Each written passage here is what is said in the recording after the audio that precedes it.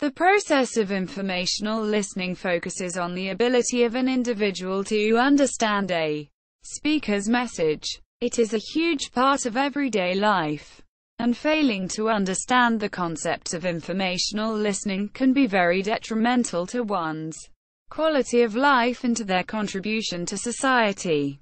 Much of the listening people engage in on a regular basis falls under the blanket of listening for information. In the office, people listen to their superiors for instructions about what they're to do. At school, students listen to teachers for information that they are expected to understand for quizzes and tests. In all areas of life, informational listening plays a huge role in human communication. Potential hindrances. When listening to a person's message, it is common to overlook aspects of the conversation and make judgments before all of the information is presented. This lack of effective comprehension is detrimental to communication and is illustrated effectively by several specific obstacles.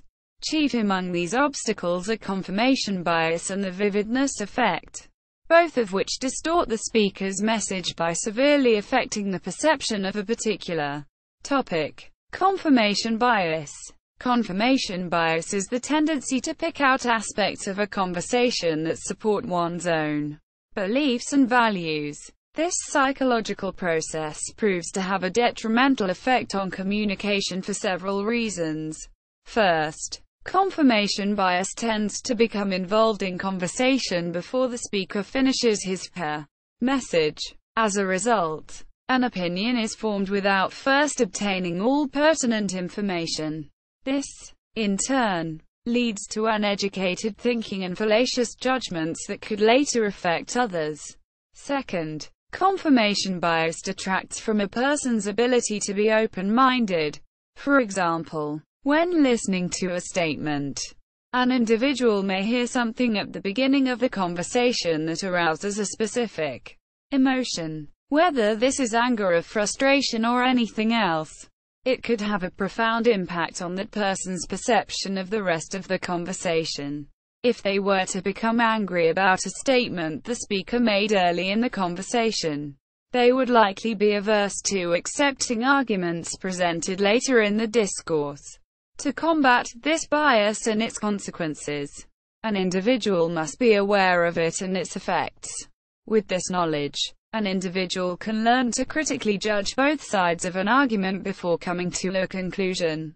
Vividness effect. The vividness effect explains how vivid or highly graphic and dramatic events affect an individual's perception of a situation. This phenomenon has been amplified by the media in recent decades. With the use of media technology, graphic images can be used to portray an event. While this makes the process of receiving news easier and more enjoyable, it can also blow a situation out of proportion. 1 year after the Columbine High School massacre, about 60% of the people who responded to a survey by USA Weekend said that they felt a shooting was likely at their own school. The reality was much different. In fact, the likelihood of a school shooting is negligible across America. The vividness effect was only amplified by the media. It existed long before the advent of television or radio. When observing an event in person, an individual is automatically drawn toward the sensational or vivid aspects. Thus, a person becomes quick to believe that all aspects of an event are bad if they only remember the vivid parts that offended them. To counter this, an individual must be aware of and deal with the inclination to the dramatic and offensive. Act accordingly. One must resist the temptation to jump to conclusions and instead weigh all facts before judging. Effective listening. In addition to avoiding the two major mistakes listed above, there are things one must do to be a competent informational listener. Memory. To understand what is said in the present, one must remember what has been said before. And for the message to have impact, one must remember at least parts of it at some point in the future. The most obvious memory aid is simply taking notes. But it is also helpful to create a mental outline of the message as it is being heard. Identification. Identify the main point that the speaker is trying to bring across.